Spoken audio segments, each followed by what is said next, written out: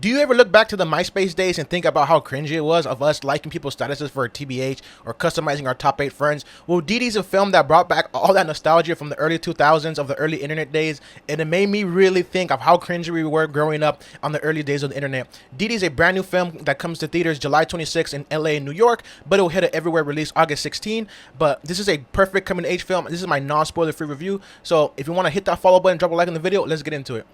So Didi takes place in the summer of 2008 following a 13-year-old Taiwanese boy that goes by the name of Chris, or his nickname is Wang. And this film is a time capsule of a film. If you grew up in the early 2000s or like just in 2008 in general, where it was the peak of MySpace and AOL messaging, then you're going to relive and relive a lot of the cringy moments as a teenager, because the way we used to text or was just rearranging our top 8 friends and going on our profiles with a specific song to look cool or just have somebody comment, it's just a funny thing to relive over and over again. The comedy in this film is great, the heartfelt moments, and this film has a little bit of everything that you look for in a coming of age story. And I really love this story. It's so relatable in so many aspects of this film that I think many people are going to really appreciate, especially if you were a teenager in those times. I'm telling you, this film is going to hit home and you're going to laugh and cringe in so many moments, and you're just going to bring back so many memories that you forgot and probably tucked away in your brain.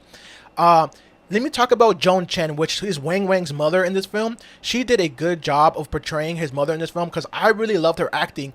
You know, it kind of made me realize that parents, we don't see it as kids. Parents sacrifice a lot of their dreams and hopes, to start a family and take care of their family and provide for their kids. And they have a good way of hiding and masking it so our kids don't see a lot of the problems that they go through. And I really love seeing that in this film because it's not portrayed often, but I think it's something that's beautiful, and it made me realize, no, our parents do sacrifice a lot for us.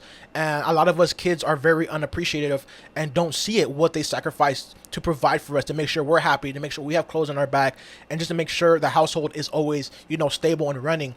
But going on from that, Izaac Wang, who plays Wang or Chris in the film, he was funny. He brought back charisma. He brought that, those cringy moments, how we talked to our friends back in the day, like, what's up, homie, or stuff like that. Like, just the way the cringiness we were, and we thought we looked cool or we dressed a certain way to fit in. And, as a kid, it was always cool to hang out with the older kids. So trying to fit in with the older kids was interesting to see, especially at that time where skateboarding was really a big thing.